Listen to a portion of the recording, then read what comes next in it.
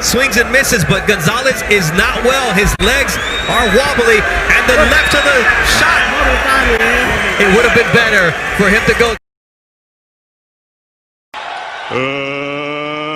Let's get ready to rumble. A lot of nerves on that young man right now.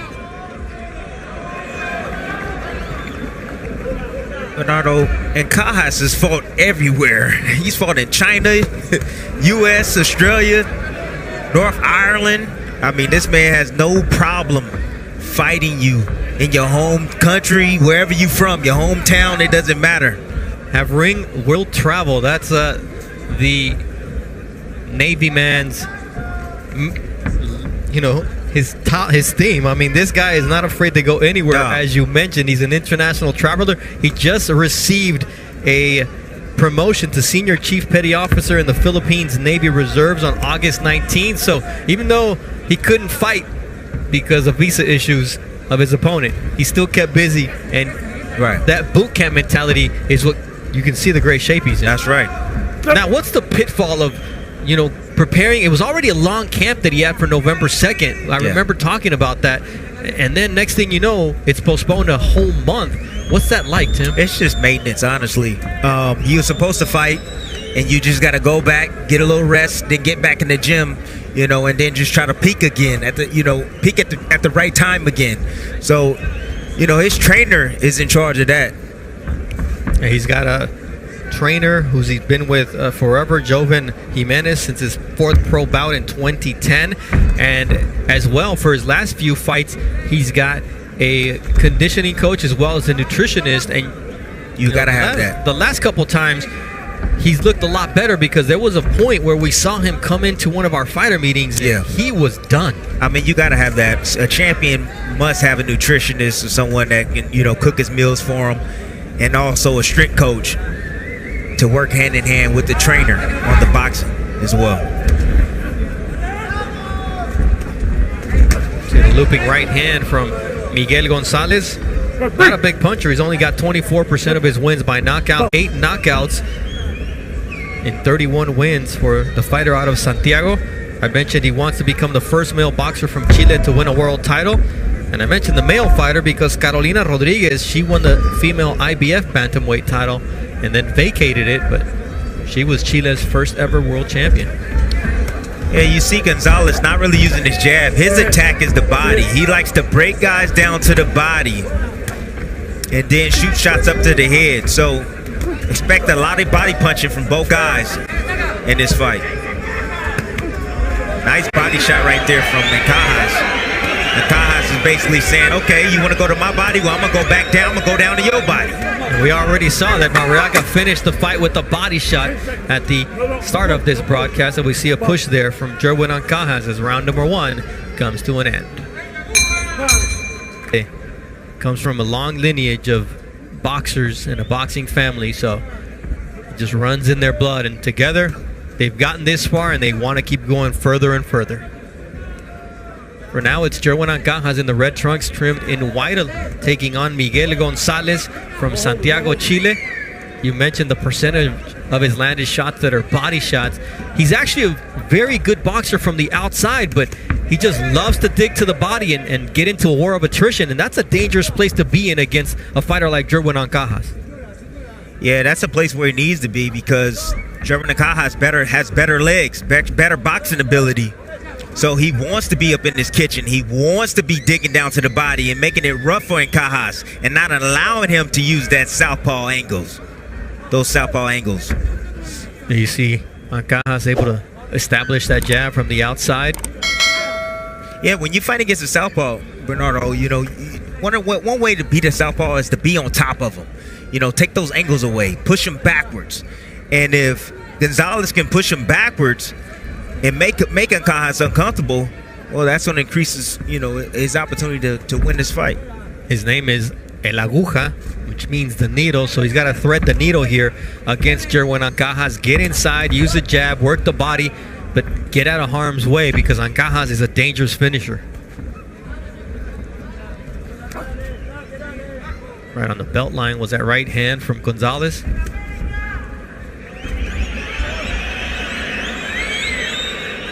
Ancajas can be hot and cold. In his last fight against Ruichi Funai, he looked spectacular. Yes, he did. And before that, you were not at all happy with his previous performance, a draw against Alejandro Santiago in his 6th title defense.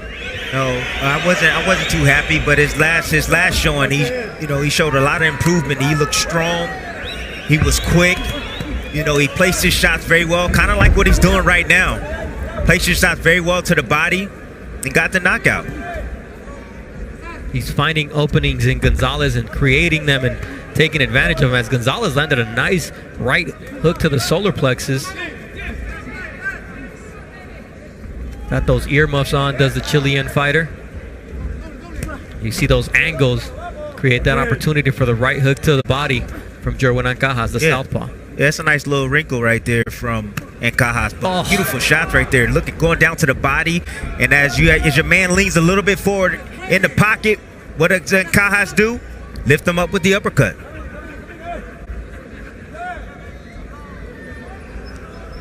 There's taking what the opponent gives you, and there's creating openings and opportunities, and that was the case for Jerwin Ancajas here as we close out round 2 of a scheduled 10-rounder with the world title. Attention's all on you, and you have to deliver at home.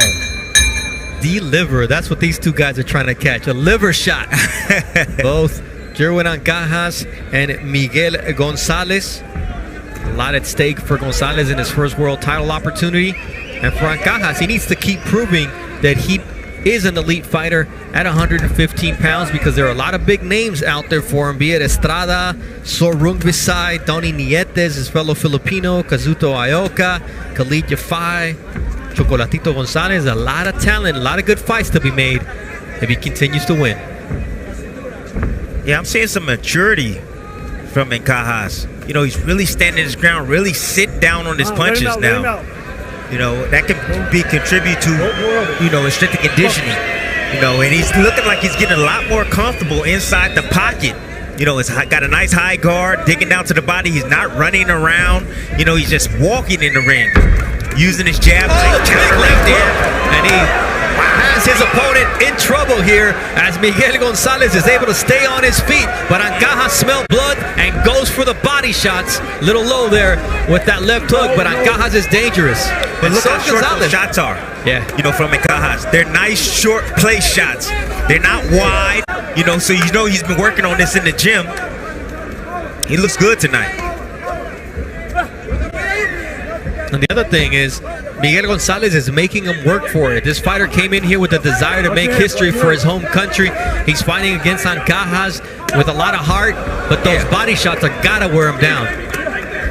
You die by the sword, you live by the sword, you die by the sword. Yep. We see Gonzales taking a lot of punishment to the body from Jerwin Ancajas, who goes downstairs once again. Nice right hand there from Gonzales. Yeah, Gonzales had no choice but to get inside the kitchen of Ancajas, because Ancajas is just too athletic for him. Too much ability. Big NBA fan. His sons are named after Kyrie Irving and Kyle Korver. And his daughter is just less than a year old, JC Kiera. So that's his inspiration. He keeps him back home in survival camp, but the last 2 fights he's been going to the naval base to do his work, and you can tell the difference in the maturity level that you've mentioned and his improvement in boxing. My man trying to knock out Gonzales. That's exactly what Ancajas is trying to do. He's sitting down, he's right in front, and Ancajas is the way he normally fights. He's a counter puncher. That's what he likes to do. He's a counter puncher, but now he wants to be first. He wants to respond, and he's trying to hit hard tonight. He's trying to knock out Gonzales. Good work from the champion, Jerwin Ancajas, here in round number 3 of a scheduled 12-rounder. Ricardo Osuna alongside Timothy Bradley, the champion. Jerwin Ancajas taking on Miguel Gonzales in Puebla, Mexico.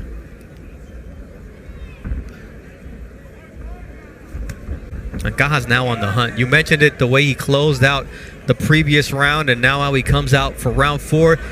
He's found his distance, he's found his openings on Gonzales, and he's taking advantage. No, he's just really asserted himself. That's what I like about him. He's really asserted himself. He's not just looking just for counter shots. You know, he's trying to lead and he's trying to be defensive at the same time and then lead again. Tim Bradley being effusive with his praise of Jerwin Ancajas. Let's get this on tape. The fans in Mexico, though, expecting a lot more. And they're letting both fighters know here in round 4. It's been an entertaining fight so far. Ancajas has a nice jab. When he uses it, it's definitely effective for him. Setting up the backhand right there. And every now and then you see Gonzales, he'll jump in there. He'll leave himself wide open, and Ancajas will take advantage of it.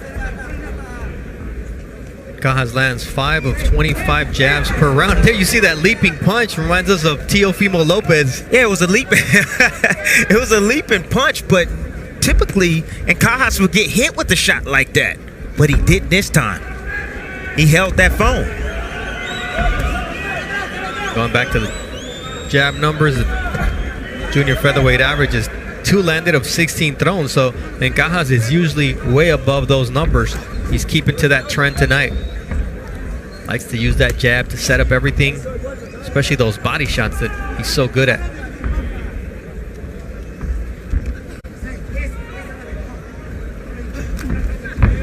Nice counter right there from Ancajas. He saw the punch coming. You have to see the punch. If you want to avoid it, you got to look at it. You got to see it. Yeah, that's something, what you've been mentioning about Ancajas is what you want to see out of a fighter is development. Yes. As the level of competition improves, you want to make sure that you're getting better. And after that lull he had, and now when we see him, and he started camp June 1st for this particular fight, which was supposed to be November 2nd, you see the fact that he's a different fighter. Yes, he definitely looks like a different fighter. He's 27. He's right in the midst of his prime right now, Bernardo. Right in the midst of his prime. And you know, at each fight you have to continue to get better and better and better. You know, it doesn't stop. You know, you have to master your craft. And I believe that Ancajas is finally in that position, and probably at that point in his career right now where he's starting to master his craft and believe in himself and his ability. He had that lull in his career, but now it seems to be paying off, getting that ring in the Philippines leading up to this fight. And Miguel Gonzales, well, he sparred Juan Pablo Mesa and Gonzalo Funelida in Chile, and then he went to Puerto Rico and he sparred prospect Javier Cintron. So he got really good work, especially at the tail end of his training camp, knowing that he had to step it up for this world title opportunity.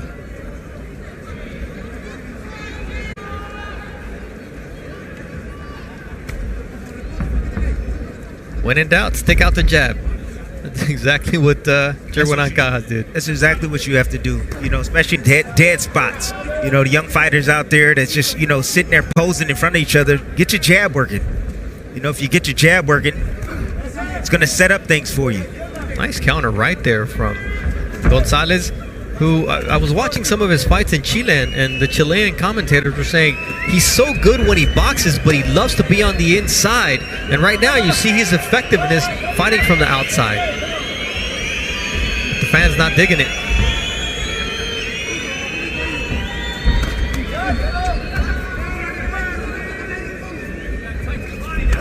Nice shot to the body there. The solar plexus from Miguel Gonzales, who tries to find an angle and gets caught with a short left hook from Jerwin Ancajas.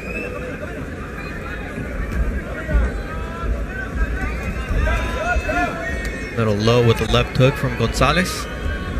Hit the leg of Jerwin Ancajas.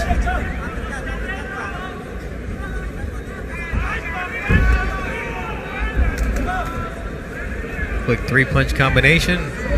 Good defense from Miguel Gonzales. See the total punches thrown so far, and Ancajas just a lot more active, a lot more effective, and 3% more accurate so far through the first 4 rounds of this scheduled 12-round fight. Almost a clash of heads right there. Both guys exchanging, you know, with the southpaw and the orthodox fighters. You know, both their power shots lined up on the same side, so there could be head clashes, and their feet will get tangled up every now and then. So their lead foot, I should say.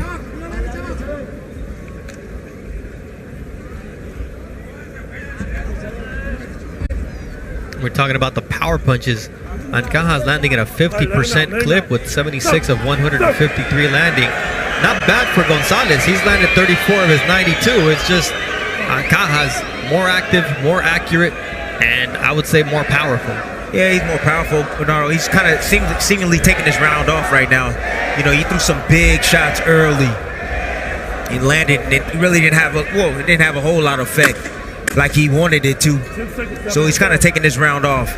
Oh, nice right hand there from Jerwin Ancajas to close out this 5th round. We're going to schedule 12. Ancajas is doing right now. He's being the bully. Normally he likes to fight off the back foot. He's actually pressing the action, ladies and gentlemen. He's actually looking for the knockout. This is a different Ancajas, Jerwin Ancajas. He took that round off. You mentioned it. Oh, headbutt warning there from Wayne Hedgepeth, the 3rd man in the ring. But yeah, I mean, he wants to put on a show. He wants to prove to the other guys at 115 pounds that he is a force to be reckoned with. And boy, there's a lot of talent at that junior bantamweight division.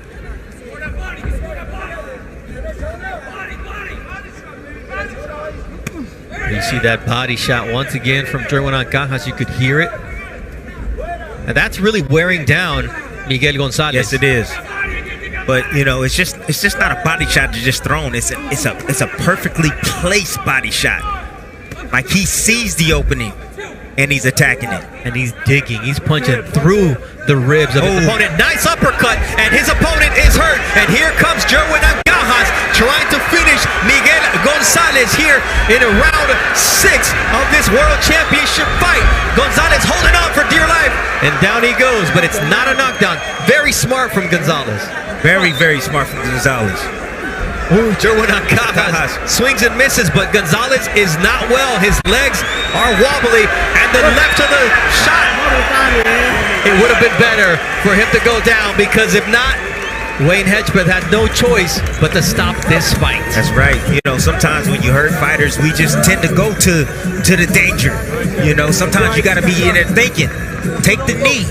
Recover, allow yourself another chance, a fighting chance to come back and turn the tide. We talk about the lack of experience in big fights, and that may have come back to haunt Miguel Gonzales. When he was hurt, if he goes down by those shots, that's fine, or even takes a knee. Take the knee. But instead, he gets pummeled. I've been in fights where I knew I was hurt, and I knew if I got hit with one more big shot, that I need to take that knee before that shot happens.